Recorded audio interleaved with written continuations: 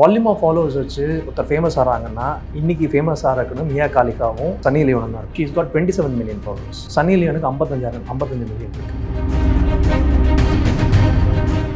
So நியாயமான காரணத்துக்கு students protest பண்ணுறது எல்லா இடத்துலையும் பார்க்க முடியும் சார். அது இந்தியாவில் இல்லை, வெளிலையும் பார்க்க முடியும். பட் இந்த விஷயத்தில் அவர் எங்கேயோ பாஸ்டனில் பார்த்து 2 சுவிட்சை தட்டினா இங்கே மக்கள்லாம் இறங்கி ரோட்டில் போராடணும்னு நினச்சிட்டு இருக்காங்க. அது வந்து என்னென்னா நம்மளோட யங்ஸ்டர்ஸை ரொம்ப அண்டர் எஸ்டிமேட் பண்ணுறாங்க.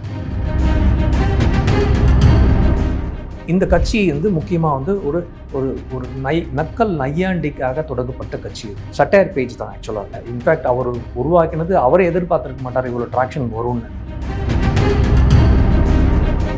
இன்ஃபேக்ட் ரீசெண்டாக mister Benjamin Netanyahu, Israeli prime minister வந்து அவர் பாகிஸ்தானை பற்றி பேசும்போது பாகிஸ்தான் இஸ் ரன்னிங் பாட் ஃபார்ம்ஸ்டே சொன்னார். ப்ராபகேண்டா.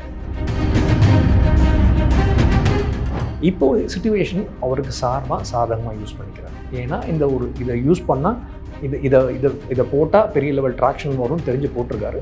அவருக்கு ஓரளவுக்கு ஆன்லைனில் ட்ராக்ஷன் வந்திருக்கு.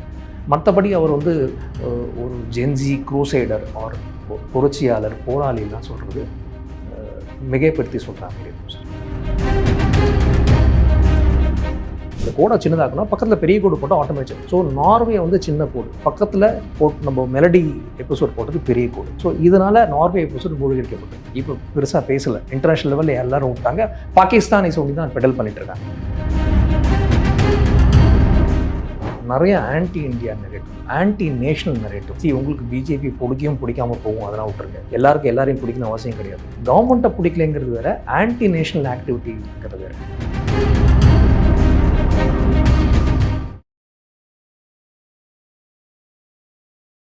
இளைய விருந்தினர்களுக்கு வணக்கம். இன்னைக்கு நம்ம நேர்களில் நம்ம சிறப்பு விருந்தினர் ஜியோ பொலிட்டிக்கல் மற்றும் கவுண்டர் டெரரிஸ்ட் ஸ்பெஷலிஸ்டான டாக்டர் பாலசுப்ரமணியன் சார் அவர்கள் தான். சார் வணக்கம் சார். ஜெயஹிந்த். வணக்கம் சார். ஜெயஹிந்த் சார். ஆக்சுவலாக இப்போ பிஜேபி விட சிஜேபி மிகப்பெரிய ஒரு பிரபலம் ஆகிட்டு வருது சார். இந்தியா ஃபுல்லாக ஆல் ஓவர் த வேர்ல்டே நம்ம சொல்ல முடியும்.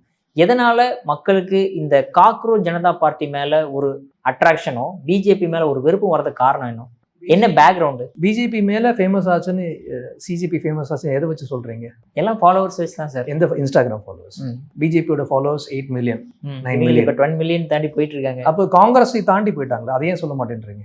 அவங்களுக்கு ஒரு பேர் ரெடி தான் சார், இல்லைன்னு சொல்ல. பட் இப்போ ரூலிங் பார்ட்டி யாரோ அவங்க தானே சொல்லுவாங்க. கரெக்ட். அப்போ அதுமாரி ஒரு நெரேட்டிவை ஃபார்ம் பண்ணுறாங்க. அதை புரிஞ்சுக்கணும். அதை புரிய வைக்கிறது அந்த பதில் கேள்வி கேட்டேன். ஒரு ஃபாலோவர்ஸ், வால்யூம் ஆஃப் ஃபாலோவர்ஸ் வச்சு ஒருத்தர் ஃபேமஸ் ஆகிறாங்கன்னா இன்னைக்கு ஃபேமஸ் ஆகிறதுன்னு மியா காலிகாவும் சன்னி லியோனும் தான் இருக்கும். She's got 27 million followers. Sunny லியோனுக்கு 55 மில்லியன் இருக்குது. மிஸ்டர் விராட் கோலிக்கு 270 மில்லியன் இருக்குது. ஸோ அவங்க ஃபேமஸ் ஆகிறாங்க. அது வந்து ஃபேமஸ் ஆகிற ஆர்கானிக்காக ஆகிறாங்க, இல்லை ஆர்டிஃபிஷியலாக பண்ணப்படுதா அப்படிங்கிறத பார்க்கணும். ஸோ அது பார்க்குறதுக்கு முன்னாடி இது எப்படி ஸ்டார்ட் ஆச்சுங்கிறத நம்ம பார்ப்போம். ஃபஸ்ட்டு வந்து May 16, 2026 ஒரு 5-6 டேஸ் முன்னாடி காக்ரோச் ஜனதா பார்ட்டின்னு அபிஜித் தீப்கே அப்படின்னு ஒரு யங்ஸ்டரால் ஸ்டார்ட் பண்ணப்பட்டது. இவர் யாருன்னா பாஸ்டனில் ஒரு ஸ்டூடெண்ட்டாக இருக்கார். அங்கே இருக்கார். இந்தியன் ஒரிஜின் தான். 2020 வரைக்கும் இந்தியாவில் தான் இருந்திருக்காரு. அவர் டெல்லியில் ஒரு கட்சி கூட தொடர்பில் இருந்திருக்காரு. அந்த கட்சிக்கு சோஷியல் மீடியா யூனிட்டில் மெயின் கோஆர்டினேட் நடந்திருக்காரு. அதுக்கப்புறம் அந்த கட்சி எலெக்ஷனில் தோற்று போனோன்னா அவருக்கு இங்கே வேலை இல்லை, அதனால் அங்கே போயிடுறாரு அவர். ஸோ அவரால் உருவாக்கப்பட்டது. எதனால் இது உருவாக்கப்பட்டதுன்னா, நம்ம சீஃப் ஜஸ்டிஸ் ஆஃப் இந்தியா அவர் வந்து ஒரு கோர்ட் கேஸ் ஒரு அப்சர்வேஷன் வைக்கிறார். என்னென்னா, இதுமாரி வந்து யங்ஸ்டர்ஸ் வந்து இதுமாரி நிறையா டைம் சோஷியல் மீடியாவில் ஆன்லைனில் ஸ்பெண்ட் பண்ணுறாங்க, அன்எம்ப்ளாய்டாக இருக்காங்க, வந்து அவங்கள வந்து ஒரு மாரி சாடுறாரு. இது வந்து அவர் எல்லா யங்ஸ்டர்ஸையும் சொல்லலை, ஒரு குறிப்பிட்ட சில செக்மெண்ட் இதுமாரி வந்து வேலை இல்லாமல் லேசியாக சுற்றிட்டு இருக்கான்ற மாதிரி ஒரு மாரி கிண்டலாக ஒரு மாரி சொல்கிறாரு. அந்த வார்த்தைகள் யூஸ் பண்ணாமல் தவிர்த்திருக்கலாம், அவர் பேசிட்டார். ஸோ அதுக்கு பதிலாக இது தொடங்கப்பட்டது cockroach Janata party lazy and unemployed அப்படிங்கிறது தான் அவங்க மெயின் ஸ்லோகனே. அதை எலிஜிபிலிட்டி என்னென்னா, நீங்கள் லேசியாக இருக்கணும், அன்எம்ப்ளாய்டாக இருக்கணும், எப்போ பார்த்தாலும் ஆன்லைனில் இருக்கணும், நோ ஃபிசிக்கல் ஆக்டிவிட்டி. இதுதான் அவங்களோட எலிஜிபிலிட்டி அந்த பார்ட்டியில் ஜாயின் பண்ணுறதுக்கு. நேத்திக்கு வரைக்கும் ஆல்மோஸ்ட் பார்த்தீங்கன்னா 9-10 மில்லியன் ஃபாலோவர்ஸ் இருந்தாங்க இன்ஸ்டாகிராமில். பிஜேபி கட்சியோட ஃபாலோவர்ஸோட ஜாஸ்தியானதாக சொல்லப்பட்ட வித்தின் 5 டேஸ். அதேமாரி இன்னைக்கு மார்னிங் காங்கிரஸோட ஃபாலோவர்ஸையும் தாண்டிட்டாங்க. ஓகே, காங்கிரஸோட இன்ஸ்டாகிராம் ஃபாலோவர்ஸ் தாங்கிட்டாங்க. இது வந்து ஒரு புற்றீசல் போல் எல்லா இடத்துலையும் முளைக்கிறதா நிறைய பேர் சொல்கிறாங்க. இது வந்து பெரிய லெவலில் ஒரு ஜென்ஜி ப்ரொட்டஸ்ட்டை இந்தியாவில் உருவாக்கும் அப்படிங்கிற சில பேர் ஒரு விஷமத்தனமான ஒரு கருத்தையும் பதிவிடுறாங்க. இது இந்த கட்சி வந்து முக்கியமாக வந்து ஒரு ஒரு ஒரு நக்கல் நையாண்டிக்காக தொடங்கப்பட்ட கட்சி. இது சட்டையர் பேஜ் தான் ஆக்சுவலாக. அது இன்ஃபேக்ட் அவர் உருவாக்கினது அவரே எதிர்பார்த்துருக்க மாட்டார் இவ்வளோ ட்ராக்ஷன் வரும்னு. அதில் போய் நிறையா யங்ஸ்டர் ஜாயின் பண்ணுறாங்க. அக்ராஸ் இந்தியா நிறையா இடத்துல இருந்து ஜாயின் பண்ணுறாங்க. பல ஸ்டேட்லேயும் மெம்பர்ஷிப் வந்திருக்கு அவங்களுக்கு. இது வந்து இவங்க ஜாயின் பண்ணுறது மோர் ஆஃப் அ கியூரியாசிட்டி, ஒரு ஃபன் மீன் பேஜுங்கிற மாதிரி தான் ஜாயின் பண்ணுறாங்க. ஏன்னா இதில் இது ஐடியாலஜிங்கிறது பெருசாக இன்னும் தெரிய வரல. யாருன்னே அவரை தெரியாது. இன்ஃபேக்ட் அபிஜித் பற்றி நிறையா பேர் பொலிட்டிக்கல் சர்க்கிள் நிறையா பேருக்கு தெரியாது.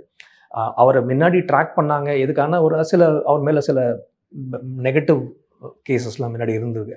அது தெரிஞ்சிருந்தால் தான் அவரை பற்றி தெரிஞ்சிருக்குமே தவிர மற்றபடி ஜென்ரல் பொலிட்டிக்கல் சர்க்கிளில் அவர் வந்து ரொம்ப ஃபேமஸ் கிடையாது. டெல்லியில் ஃபேமஸ் அவர், பிகாஸ் அந்த பார்ட்டி கூட அசோசியேட் ஆனாலும் சோஷியல் மீடியா சர்க்கிளில் அவர் ஃபேமஸ். இப்படி போட்டு முகம் பேர் தெரியாத நபரை ஆல் ஓவர் இந்தியா ஃபாலோ பண்ணுறாங்கன்னா இது வந்து பிடிச்சி ஃபாலோ பண்ணல, ஏதோ க்யூரியஸாக ஃபாலோ பண்ணுறாங்கன்னு நம்ம புரிஞ்சுக்கணும். ஃபஸ்ட்டு நம்ம மக்கள், நம்ம யங்ஸ்டர்ஸ் இது வந்து ஏதாவது ஃபன் பேஜாக இருக்கும், மீம் பேஜாக இருக்கும் அப்படின்னு. இன்ஃபேக்ட் தமிழ்நாட்டில் பார்த்தீங்கன்னா 7 பேஜ் வந்திருக்கு தமிழ். இப்போ as of current data 7-8 page start பண்ணியிருக்காங்க. எல்லா 8 பேஜில் என்ன பண்ணுறாங்க, மெயின் பேஜில் என்ன இருக்கும் அதை ஸ்க்ரீன்ஷாட் எடுத்து போடுறாங்க. புரியுங்களா? ஒவ்வொரு பேஜ்லையும் அதே ஃபாலோவர்ஸ் வந்துகிட்டே இருக்காங்க. நேத்திக்கு நைட் இன்ஸ்டாகிராமில் ஒரு அக்கௌண்ட் ஸ்டார்ட் பண்ணப்பட்டது, வெரிஃபைடு அக்கௌண்ட் ஆச்சு. ஓகே, மெயின் அக்கௌண்ட் இன்ஸ்டாகிராமில் இருக்குது, அதுலேருந்து எடுத்து ஸ்க்ரீன்ஷாட்டை போடுறான். இந்த அக்கௌண்ட்டில் 54,000 ஃபாலோவர்ஸ் இன்றைக்கி வரைக்கும் வந்திருக்காங்க. திருப்பூரால் வந்திருக்கு, தமிழ்நாட்டில் வந்திருக்கு, கர்நாடகா, இல்லை எல்லா ஊர்லேயும் வந்திருக்கு. இது வந்து ஒரு கேஷுவலாக ஸ்டார்ட் பண்ணப்பட்ட விஷயம். எல்லா மக்களும் அந்த ஜென்சி யங்ஸ்டர்ஸ் வந்து கேஷுவலாக ஜாயின் பண்ணுறாங்க. இது வந்து பெரிய லெவலில் தாக்கம் ஏற்படுத்தும் கிரவுண்ட் லெவலில் சில பேர் விஷமத்தமாக பேச ஆரம்பிக்கிறாங்க. ஸோ அதோட இம்பேக்ட் இருக்குமா இல்லையான்னு தெரியல. ஒரு 4-5 டேஸ் தான் ஆகுது. இந்த 5 நாளில் 12 மில்லியன் ஃபாலோவர்ஸ் வருதுங்கிறது ஆர்கானிக்காக வந்திருக்கா அப்படின்னா இட் இஸ் நாட் பாசிபிள். இப்போ 20 மில்லியன் தாண்டி போயிட்டு இருக்கு. 20 மில்லியன் தாண்டி லேட்டஸ்ட் தாண்டி இருக்குன்னு சொல்கிறேன். அஃபிஷியலாக நேற்றுக்கு வரைக்கும் சொல்கிறேன். ஸோ அப்படி வந்ததுன்னா எப்படி வந்திருக்க முடியும்? அப்படின்னா இது நிறையா வந்து ஃபாரின்லேருந்து ஃபாலோவர்ஸ் வந்திருக்கான்னு ஒரு தரப்பு வெர்ஷன் சொல்கிறாங்க. Mostly Pakistanis, Turkey and Bangladeshis. இது இன்னும் அஃபிஷியலாக கன்ஃபார்ம் பண்ணப்படலை. இட் இஸ் ஒன்லி அண்ட் ஒரு பர்டிகுலர் குரூப் வந்து இதை சொல்கிறாங்க, இதுமாரி ஃபாலோவர்ஸ் இருக்காங்கன்ற. செகண்ட் ஆஸ்பெக்ட் பார்த்தீங்கன்னா இது இவ்வளோ ஃபாலோவர்ஸ் இவ்வளோ ஃபாஸ்ட்டாக வர்றதுக்கு 100% பாட்ஸ் இருக்கிறதுக்கு வாய்ப்பு இருக்குது. அந்த பாட்ஸ் யார் வேணால் டெப்ளாய் பண்ணிருக்கலாம். இன்ஃபேக்ட் ரீசெண்டாக mister Benjamin Netanyahu, Israeli prime minister வந்து அவர் பாகிஸ்தானை பற்றி பேசும்போது பாகிஸ்தான் இஸ் ரன்னிங் பாட் ஃபார்ம்ஸ்டே சொன்னார், ப்ராபகேண்டாக்கு. ஸோ அதுமாரி ஒரு வேறு நம்மளுக்கு பிடிக்காத கண்ட்ரி இதுமாரி ஒரு ட்ராக்ஷன் வரணும்னு பண்ணியிருக்கலாம். இது முழுக்க ஸ்டார்ட் பண்ணப்பட்டதோ என்னமோ, சிஜேஏ சொன்ன ரிமார்க்லாம் ஸ்டார்ட் பண்ணப்பட்டது. அந்த மூமெண்ட்டை அப்படியே ஆன்டி பிஜேபி மூமெண்ட்டை எடுத்துகிட்டு போகிறாங்க. என்னை பொறுத்த வரைக்கும் இது ஆன்டி பிஜேபியோட ஆன்டி எஸ்டாப்ளிஷ்மெண்ட் மூமெண்ட். இது காங்கிரஸ் இருந்தாலும் சரி, பிஜேபி இருந்தாலும் சரி, 2 கவர்மெண்ட்டையும் எதிர்க்கக்கூடிய ஒரு மூவ்மெண்ட் மாரி இது ஆன்லைனில் உருவெடுக்குது. கிரவுண்ட் லெவலில் இம்பேக்ட் இருக்குன்னா எனக்கு தெரிஞ்சு இருக்கிறதுக்கு வாய்ப்பு கிடையாது சார். அது கொஞ்சம் பொறுத்திருந்து தான் பார்க்கணும் எப்படி இது பேன் அவுட் ஆகுதுன்னு. ஓகே சார், இந்த அபிஜித் தீப்கே ஸ்டார்ட் பண்ணவர், இவருடைய பேக்ரவுண்ட் என்ன சார்? இவர் வந்து ஃபாரின்லேருந்து இயக்கப்படுறதாவெல்லாம் நிறையா நியூஸ் வெளியே வருது. சரி, அவர் ஃபாரின் போகிறதுக்கு முன்னாடி இந்தியாவிலே அவர் மேலே 2-3 கேஸ் இருக்குது சார். 2019 பூனாவில் அவர் மேலே ஒரு குரூப் ஆஃப் அட்வொகேட்ஸ் ஒரு கேஸ் போட்டிருக்காங்க. அந்த ஃபாரம் பேர் லீகல் ரைட்ஸ் அப்சர்வேட்டரி ஃபாரம் பேர். இவர் என்ன பண்ணுறாரு, 2019 article 370 Jammu and Kashmir revoke பண்ணுறாங்கல்ல, அப்போ வந்து அதை எதிர்த்து நிறையா போஸ்ட் போடுறாரு. ப்ரோ பாகிஸ்தான் போஸ்ட் போடுறாரு. அதை எதிர்த்தும் ப்ரோ ஹரியத் கான்ஃபரன்ஸ் சப்போர்ட்டாக நிறையா போஸ்ட்லாம் போடுறாரு. அப்போது இந்த குரூப் ஆஃப் அட்வொகசி குரூப் பூனாவில் ஒரு எஃப்ஐஆர் கேஸ் போட்டு எஃப்ஐஆர் ரெஜிஸ்டர் பண்ணுறாங்க. அதில் இவர் மேலே கேஸ் இன்னும் பெண்டிங்லேயே தான் இருக்குது. அதுக்கப்புறம் வந்து 2020 நான் முன்னாடியே சொன்ன மாதிரி ஒரு பொலிட்டிக்கல் பார்ட்டி கூட அசோசியேட் ஆகிறாரு டெல்லியில். அவங்க எலெக்ஷன் தோக்குறாங்க சப்சிக்வெண்ட்டாக அடுத்த எலெக்ஷன். ஸோ அது முடிஞ்ச அப்புறம் ஹீ கோஸ் டு பாஸ்டன், அங்கே தான் இருக்கார். பட் இப்போது பாஸ்டனில் இருந்தாலுமே அவரோட சோஷியல் மீடியா ஆக்டிவிட்டின்னு பார்த்தீங்கன்னா ஆன்டி பிஜேபி எடுக்கிற விஷயத்துக்கு அகெயின்ஸ்டாக தான் அவர் போஸ்ட்லாம் போட்டு வர. இன்ஃபேக்ட் உமர் காலிதுன்னு ஒருத்தர் இருக்கார். அவர் வந்து அன்லாஃபுல் ஆக்டிவிட்டீஸ் ப்ரிவென்ஷன் ஆக்டில் ஜெயில் பண்ணப்பட்டவர். ஷைன்பாக் ப்ரொட்டஸ்ட்டு, ஜேஎன்யூ கேஸில் முக்கியமான குற்றவாளி. அவர் வந்து செப்பரேட்டிசம் பேசுகிறவர், ஜம்மு அண்ட் காஷ்மீர் பிரித்து பாகிஸ்தான் கூட சேரணும்னு சொல்கிற ஒரு நபர். இந்திய பிரஜை தான், அவர் மேலே நிறையா கேஸ் இருக்குது. அவருக்கு ரீசெண்டாக தான் பெயில் கிடச்சிருக்கு அப்படின்னு தெரிய வருது. அப்போது வந்து அவருக்கு சப்போர்ட்டெல்லாம் போட்டிருக்காரு. ஸோ அவர் வந்து என்னமோ இன்னைக்கு நேற்றுக்கு இது கோவப்பட்டு வெகுண்டெழுந்த ஒரு யங்ஸ்டர் கிடையாது.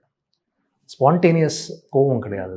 அவருக்கு அஜெண்டா ஒன்று இருக்குது, வேறு ஏதோ அஜெண்டா வந்து ஒரு 6-7 வருஷமாகவே வெளிப்பட்டிருக்கு ஓப்பன் டொமைனில். அவரை தெரிஞ்சவங்களுக்கு ட்ராக் பண்ணவங்களுக்கு தெரியும் அவர் எப்படிப்பட்ட ஆள். இப்போது சிச்சுவேஷன் அவருக்கு சாதகமாக யூஸ் பண்ணிக்கிறார். ஏன்னா இதை யூஸ் பண்ணால் இதை போட்டால் பெரிய லெவல் ட்ராக்ஷன் வரும்னு தெரிஞ்சு போட்டிருக்காரு. அவருக்கு ஓரளவுக்கு ஆன்லைனில் ட்ராக்ஷன் வந்திருக்கு. மற்றபடி அவர் வந்து ஒரு ஜென்சி க்ரூசைடர் ஆர் புரட்சியாளர் போராளிலாம் சொல்கிறது மிகைப்படுத்தி சொல்கிற மாதிரி இருக்கும் சார். ஓகே. ஸோ அதே மாதிரி இப்போ பங்களாதேஷ், நேபாள் அந்த மாதிரி இடங்கள் நடந்த மாதிரியே இந்தியாவிலே நடத்துறதுக்கான அந்த ஜென்சி ப்ரொட்டஸ்ட் வரதுக்காக இது தொடங்கப்பட்ட விஷயமா பார்க்க முடியுமா? இல்லை சார், வாய்ப்பு இருக்குது சார். பங்களாதேஷில் நடந்த ப்ரொட்டஸ்ட் பார்க்கலாம். First NCP, students again discrimination வந்து என்சிபி நேஷனல் சிட்டிசன்ஸ் பார்ட்டியாக இப்போ மாறிட்டு. இப்போ எலெக்ஷனில் எவ்வளோ வின் பண்ணாங்க அவங்க? 2 சீட்டோ 3 சீட்டோ வின் பண்ணாங்க. மேக்ஸிமம் 6 சீட்டுன்னு நினைக்கிறேன் அவங்க குரூப் எல்லாம் சேர்ந்து. ஸோ அந்த டைமில் ட்ராக்ஷன் இருந்திருக்கு சார். பங்களாதேஷ் வந்து சின்ன கண்ட்ரி, டாக்கா தான் மெயின், சிட்டகாங் அந்த சைடில். ஸோ கேபிட்டலில் நீங்கள் சீச் பண்ணிங்கன்னா ஒரு கேஓஸ் கன்ஃபியூஷன் க்ரியேட் ஆச்சுன்னா நீங்கள் வந்து கவர்மெண்ட்டை ஓவர்த்ரோ பண்ணிடலாம். பிகாஸ் ஆர்மி அன்னைக்கு சப்போர்ட் பண்ணாங்க இதுக்கு. அதனால் ஷேக் ஹசீனா வாஸ் ஓவர்த்ரோ. நேபாளில் இப்போ தான் நடந்திருக்கு. ஸோ இவங்க வந்து ஜென்சி ப்ரொட்டஸ்ட் பண்ணுறாங்க. பட் பங்களாதேஷில் அதோட இம்பேக்ட், எலக்ட்ரல் பாலிடிக்ஸில் உள்ள என்ட்ரு ஆக முடியல அவங்களால.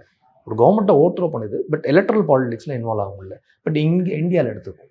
இப்போ நீங்கள் இங்கே வருமானு கேட்டீங்க. அதுக்கு முன்னாடி நடந்த சில இன்சிடென்ட்ஸ் பார்க்கலாம். ஃபார்மர்ஸ் ப்ரொட்டஸ்ட் ஒரு முக்கியமான ஒரு இன்ஸ்டிகேஷன் பாயிண்ட். அது வந்து பெரிய லெவலில் பேசப்பட்டது. குளோபலாக இன்டர்நேஷ்னல் லெவலில் பெரிய லெவலில் பேசப்பட்டது. இது வந்து இது வந்து ஃபார்மர்ஸ் ப்ரொட்டஸ்ட் வந்து ரெவல்யூஷன் டு ஓவர்த்ரோ த கவர்மெண்ட்லாம் பேசப்பட்டது. அதுக்கு deep state activity, deep state support யூஎஸ்லேருந்து நிச்சயமாக இருக்குது. அதில் வந்து 6 for Justice அப்படிங்கிற ஒரு குரூப் அந்த பண்ணுன்ற யூஎஸில் இருக்கார்ல, அவர் முக்கியமான அதில் ஒரு இன்ஸ்டிகேட்டர் அதில் இருக்கார். நிறையா பேர் காலிஸ்தான் எலிமெண்ட்ஸ் அதில் இன்வால்வ்டு. ஸோ அந்த ஃபார்மர்ஸ் ப்ரொட்டஸ்ட் வந்து நம்ம ஃபார்மர்லாம் வித்ரா பண்ணணும்னு முடிஞ்சு போச்சு. பட் இருந்தாலும் ஏதோ காரணம் சொல்லிட்டு ஏதோ பண்ணிகிட்டே தான் இருக்காங்க. அது ஒரு ப்ரெசிடென்ஸ் இருக்குது. இதுக்கப்புறம் இப்போ ரீசெண்டாக லடாக்கில் நடந்த ப்ரொட்டஸ்ட், சோனம் வாங்சுக் அவரும் இதுமாரி இன்ஸ்டிகேட் பண்ணுறாங்க. டீப் ஸ்டேட் ஆக்டிவிட்டி இன்ஸ்டிகேட் பண்ணுறாங்க. சில என்ஜிஓஸ் மூலிமா ஒரு ஃபண்ட்ஸ் வருது, யூஎஸ் என்ஜிஓஸ் மூலிமா. நான் இன்னொரு ஷோலேயே உங்கள்கிட்ட சொல்லியிருக்கேன் இதுமாரி ஃபண்ட்ஸ் வருதுன்னு. இதுக்கு முன்னாடி இங்கே 2012 பார்த்தீங்கன்னா இப்போ டாக்டர் மன்மோகன் சிங் இருந்த டைமில் நிர்பயா கேஸ்னு ஒன்று இருக்குது. ஒரு பொண்ணு வந்து கொடூரமாக ரேப் பண்ணி சீரழிக்கப்பட்டாங்க. அதில் வந்து மக்கள் வெகுண்டு எழுந்து போராடினாங்க. மாஸ் மொபிலைசேஷன் ப்ரொட்டஸ்ட் அந்த டைம் நடந்தது. கவர்மெண்ட்டால் ஒன்றும் பண்ண முடியல. போலீஸ் வச்சு டியர் கேஸ் வச்சு விரட்டி பார்த்தாங்க, கேட்கல பசங்க, ஸ்டூடெண்ட்ஸ். அந்த டைமில் அந்த ஆன்டி ரேப் லாவை ரொம்ப ஸ்ட்ரிக்ட் பண்ணி ஸ்ட்ரிஞ்செண்ட்டாக பண்ணி அதுக்கப்புறம் ஸ்டூடெண்ட்ஸ் வந்து ப்ரொட்டஸ்ட்டை முடிச்சுக்கிட்டாங்க. இப்போ ரீசெண்டாக நம்ம 2016 தமிழ்நாட்டில் பார்த்தீங்கன்னா ஜல்லிக்கட்டு ப்ரொட்டஸ்ட். அது ஒரு ஒரு ஒரு ஒரு நியாயமான காரணத்துக்கு உள்ளான ஒரு ப்ரொட்டஸ்ட். அது ஜென்சி ப்ரொட்டஸ்ட் தான் சொல்லணும். ஒரு 4-5 டேஸில் அது ஆர்டினன்ஸ் கொண்டு வந்து ஜல்லிக்கட்டு அலோடு, நம்மளோட ரைட்ஸ்க்காக போராடி அது அலோடுன்னு சொன்னோன்னே ப்ரொட்டஸ்ட் வந்து முடிச்சுக்கிட்டாங்க. ஸோ நியாயமான காரணத்துக்கு ஸ்டூடெண்ட்ஸ் ப்ரொட்டஸ்ட் பண்ணுறது எல்லா இடத்துலையும் பார்க்க முடியும் சார். அது இந்தியாவில் இல்லை, வெளிலையும் பார்க்க முடியுது. இங்கே இந்தியாவில் சில இன்சிடென்ட்ஸ் நடந்திருக்கு. பட் இந்த விஷயத்தில் அவர் எங்கேயோ பாஸ்டனில் உட்காந்து 2 சுவிட்சை தட்டினா இங்கே மக்கள்லாம் இறங்கி ரோட்டில் போராடணும்னு நினச்சிட்டு இருக்காங்க. அது வந்து என்னென்னா, நம்மளோட யங்ஸ்டர்ஸை ரொம்ப அண்டர் எஸ்டிமேட் பண்ணுறாங்க. அவ்வளோ முட்டாள் கிடையாது நம்ம பசங்க. ஃபார் எக்ஸாம்பிள் லோக்கல் எலெக்ஷன், இப்போ மிஸ்டர் விஜய் வின் பண்ணார் இல்லைங்களா? அவர் இந்த எலெக்ஷன் நடக்கிறதுக்கு முன்னாடி யாருமே மிஸ்டர் விஜய் இந்த அளவுக்கு வருவார்னு நினைக்கல, இன்க்ளூடிங் மை செல்ஃப். நானுமே நினைக்கல. ஓகே, பட் வந்துட்டார். பட் அவருக்கு ஓட்டு போட்டவங்க எல்லாமே ஜென்சி பசங்க தான். ஆல்மோஸ்ட் 50-60-70-80% சின்ன பசங்க தான் ஓட்டு போட்டிருக்காங்க. அவங்களெல்லாம் தற்கொலைன்னு திட்டணும் நம்ம. பட் நம்ம எல்லாரோட கணக்கையும் அவங்க வந்து நல்லிஃபை பண்ணிட்டு போயிட்டாங்க. ஓகே, எப்படி அவரை வர வச்சாங்க? எலக்ட்ரல் ப்ராசஸ், கான்ஸ்டியூஷனலாக ஓட்டு போட்டு லீகல் மெக்கானிசமை ஃபாலோ பண்ணி அவரை சிஎம் ஆக்கியிருக்காங்க. அவங்க நினச்சிருந்தா இதேமாரி ஒரு ப்ரொட்டஸ்ட்டை ஃபார்ம் பண்ணியிருக்க முடியும். ஆஃப்டர் கரூர் ஸ்டாம்பேட் பண்ணலையே அவங்க வந்து ரெகுலேட்டடாக, ஆர்கனைஸ்டாக, ரொம்ப டிசிப்ளின்டாக, பிரின்சிபலாக தான் இருக்காங்க. சில பேர் தப்பு பண்ணுறவங்க இருக்காங்க சார், அது நான் இல்லைன்னு சொல்லலை. பட் மாஸ் மொபைலைசேஷன் அப்படிங்கிறது கான்ஸ்டியூஷனுக்கு அகெயின்ஸ்டாக போவாங்கன்னா அப்படின்னா இங்கே இருக்கிற யங்ஸ்டர்ஸ் போகிறதுக்கு வாய்ப்பே கிடையாது. ஏன்னா அவங்களுக்கு நல்லது கெட்டது கிளியராக தெரியுது. ஓகே, ஒரு இஷ்யூ பேஸ்ட் மாஸ் மொபிலைசேஷன் விஷயத்துக்கும் ஆன்டி நேஷ்னல் ஆக்டிவிட்டிக்கும் அவங்களுக்கு வித்தியாசம் நல்லாவே தெரியும். அதை வந்து அவங்க வெளிலேருந்து ஆப்ரேட் பண்ணுறவங்க தப்பாக கணக்கு போடுறாங்க. ஓகே, இப்போ ஆன்லைனில் 10,000 20 மில்லியன் ஃபாலோவர்ஸ் வந்திருக்காங்க. முன்னாடியே சொன்ன மாதிரி ஆன்லைன் ப்ரெசன்ஸை வச்சு இது கிரவுண்ட் லெவல் இம்பேக்ட் இருக்கும்னா Virat Kohli should be the prime minister, not even for India. Donald ட்ரம்ப்புக்கு மேலே இருக்கணும். என்ன மியா காலிஃபா நம்ம இந்தியன் பிரைம் மினிஸ்டர் இருக்கணும், சன்னி லியோன் நம்ம இந்தியன் பிரைம் மினிஸ்டர் இருக்கணும். ஸோ ஃபாலோவர்ஸ் வச்சு ஒரு ட்ராக்ஷன், கிரவுண்ட் லெவலில் ட்ராக்ஷன் வரும்னு சொல்ல முடியாது. அப்படி பார்த்தீங்கன்னா காங்கிரஸ் பார்ட்டிக்கு 12 மில்லியன் ஃபாலோவர்ஸ் இருக்காங்க இன்ஸ்டாகிராமில், பிஜேபிக்கு 8 மில்லியன் ஃபாலோவர்ஸ் தான் இருக்காங்க. ஏன் காங்கிரஸ் பார்ட்டி தோத்துட்டே இருக்காங்க? ஏதாவது ஒரு ஸ்டேட்டில் எக்ஸப்ட் கேரளா தவிர எங்கேயா இருக்காங்களா? ஸோ இது வந்து ஒரு பிஜேபி தாண்டி போச்சு அப்படிங்கிறது ஒரு நெரேட்டிவை கிரியேட் பண்ணுறாங்க. ஏன்னா பிஜேபிக்கு அகெயின்ஸ்டாக இந்த பார்ட்டி உருவாக்கப்பட்டது, பிஜேபி தாண்டி போகுதுன்னா பிஜேபிக்கு வெல்ற அளவுக்கு இது முன்னேறி இருக்குங்கிற ஒரு நெரேட்டிவ் கிரியேட் பண்ணுறாங்க. இங்கே ஆப்போசிஷன் பார்ட்டிஸில் வெஸ்ட் பெங்கால் இப்போ ரீசெண்டாக தோற்ற பார்ட்டி எம்பிஸ்லாம் நிறைய பேர் சப்போர்ட் பண்ணிருக்காங்க. அதேமாதிரி டெல்லியில் தோற்ற அந்த பார்ட்டியோட கனெக்ஷன் இருக்குன்னு சொல்லப்படுது. ஸோ இவங்களுக்கு கன்வீனியண்ட்டாக சென்ட்ரல் கவர்மெண்ட் எதுக்கிறதுக்கு இவங்க ஒரு டூல், இது வெப்பன், அந்த வெப்பனை யூஸ் பண்ணுறாங்க. ஸோ இதுக்கு பின்னாடி ஆப்ரேட் பண்ணுறவங்க யூஎஸோட இருக்கிற டீப் ஸ்டேட் இருக்காங்க, இங்கே இருக்கிற பொலிட்டிக்கல் பார்ட்டிஸும் நிறைய பேர் மறைமுகமாக சப்போர்ட் பண்ணிகிட்டு இருக்காங்க. ஸோ இது ஜென்சி ப்ரொடெஸ்ட் வரைக்கும் கொண்டு போகுமானா என்னை பொறுத்த வரைக்கும் வாய்ப்பே கிடையாது. அந்த அளவுக்கு நம்ம யங்ஸ்டர்ஸை அண்டர் எஸ்டிமேட் பண்ணக்கூடாது. அவங்க எல்லா விஷயமே அவங்களுக்கு தெரியும், they know what to do.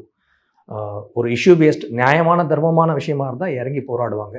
அதேமாரி தப்பான விஷயமா இருந்தால் அவங்களுக்கு எப்படி அதை ஹேண்டில் பண்ணணும் கிளியராக தெரியும். ஸோ நம்ம சொல்லிக் கொடுக்க வேண்டியதே கிடையாது. ஓகே சார், பட் இருந்தாலுமே இந்தியாவோட ஐடி லாலாம் வந்து ரொம்ப வஸ்ட்டாக இருக்கா என்ன? திடீர்னு ஒருத்தர் ஸ்டார்ட் பண்ணுறாங்க, இந்த அளவுக்கு இந்தியாவுக்கு எகெயின்ஸ்டாக ஆன்டி நேஷ்னலாக இருக்காங்க. சார் இது வந்து சோஷியல் மீடியா வந்து இட்ஸ் பிகம் அ வெப்பன். இப்போ வந்து வார் ஆஃப் நரேட்டிவ்ஸ் நடக்குது, அது நம்ம புரிஞ்சுக்கணும். ஃபார் எக்ஸாம்பிள் நார்வேயில் நம்ம இப்போ பாரத பிரதமர் போயிருக்கும்போது அங்கே ஒரு இன்சிடென்ட் கிரியேட் பண்ணாங்க. லாஸ்ட் வீடியோவில் அவங்க பேசியிருந்தேன். அந்த நரேட்டிவ் வந்து சோஷியல் மீடியாவில் இந்தியாவுக்கு அகேன்ஸ்டாக ஒரு நரேட்டிவ் ஃபார்ம் பண்ணாங்க. ஓகே, இமீடியட்டாக நம்ம மோடி என்ன பண்ணார், இட்டாலி போகிறார். இட்டாலி போய் சும்மா ஒன்றும் இல்லை, சாக்லேட் பேக்கெட்டை தூக்கி காமிக்கிறார் மெலோடி. அந்த நரேட்டிவ் இமீடியட்டாக அடுத்த நாளே மூழ்கடிக்கப்படுது. புரிஞ்சுக்கோங்க. ஸோ பீர்பல் கதை நான் ஞாபகப்படுத்துகிறேன் உங்களுக்கு. ஒரு கோடை போட்டு இதை தொடாமல் சின்னதாக்குன்னு சொல்கிறாரு, அழிக்காமல். இந்த சின்ன கூடை சின்னதாக்கணும்னா பக்கத்தில் ஒரு பெரிய கூடை போடணும். புரியுதுங்களா உங்களுக்கு? இந்த கோடை சின்னதாக்குனா பக்கத்தில் பெரிய கூடு போட்டால் ஆட்டோமேட்டிக். ஸோ நார்வே வந்து சின்ன கூடு, பக்கத்தில் நம்ம மெலடி எபிசோட் போட்டது பெரிய கூடு. ஸோ இதனால் நார்வே எபிசோட் மூழ்கடிக்கப்பட்டது. இப்போ பெருசாக பேசலை, இன்டர்நேஷ்னல் லெவலில் எல்லாரும் விட்டாங்க. பாகிஸ்தானிஸ் ஒண்டி தான் பெடல் பண்ணிட்டு இருக்காங்க. பாகிஸ்தானிஸ் நிறையா நியூஸ் சேனல்ஸ் வந்து அந்த லேடியை கூட்டி இன்டர்வியூ பண்ணிட்டு இருக்காங்க. இப்போது இட்டாலியில் நம்மளோட PR team, public relations team ரொம்ப அழகாக அது ஹிட் ஆகும் தெரிஞ்சு போச்சு, அதை பண்ணாங்க. அதை மூழ்கடிக்கிற வந்த சுனாமி தான் அந்த சிஜேபி. இதுக்கு முன்னாடியே ஸ்டார்ட் பண்ணப்பட்டது. பட் எப்போ ட்ராக்ஷன் வந்தது பார்த்தீங்கன்னா 20th அன்றைக்கி தான் ட்ராக்ஷன் ஸ்டார்ட் ஆச்சு. அப்போ தான் மெயின் ஸ்ட்ரீம் ரிப்போர்ட் பண்ண ஆரம்பித்தாங்க. சரிங்களா? It's a war of narrative. எப்படின்னா ஆன்லைன் நரேஷன், ஆன்லைன் டிஸ்இன்ஃபர்மேஷன் கேம்பெயினை எதிர்த்து இன்ஃபர்மேஷன் கேம்பெயின் கவர்மெண்ட் பில்ட் பண்ணுறாங்க. அதை எதிர்த்து அவங்க திருப்பி டிஸ்இன்ஃபர்மேஷன் பண்ணுறாங்க. ஸோ இப்படி ஒரு வார் ஆஃப் நரேஷன் நடக்குது. ஸோ சோஷியல் மீடியா வந்து வெப்பனைஸ் பண்ணப்படுது. இது வந்து புதுசு கிடையாது சார். இது வந்து வில்லியம் லிண்டன் ஒரு ஸ்ட்ராட்டஜிஸ்ட் இருக்கார், பெரிய பெரிய மிலிட்ரி ஸ்ட்ராட்டஜிஸ்ட். அவர் வந்து 4th ஜென்ரேஷன் வார்ஃபேர் ஹேண்ட் புக்குன்னு ஒரு புக் ரிலீஸ் பண்ணார் 2021. ரொம்ப அருமையான புக். அது படித்தா ரொம்ப பல விஷயங்கள் நம்மளுக்கு புரிய வரும். அந்த 4th ஜென்ரேஷன் ஹேண்ட் புக் படி பார்த்தீங்கன்னா 4 வார்ஃபேர் ஜென்ரேஷன், இது 4வது ஜென்ரேஷன். இதுக்கு முன்னாடி ஃபஸ்ட்டு ஜென்ரேஷன் வந்து ப்ரீ வேர்ல்டு வார் 1, அந்த ஜென்ரேஷன் வந்து இந்த லயன் அண்ட் ரேங்க் சண்டை போடுறது, சேர்ந்து எல்லாம் ஓல்டு மஸ்கட்ஸ் வச்சு சுடுறது.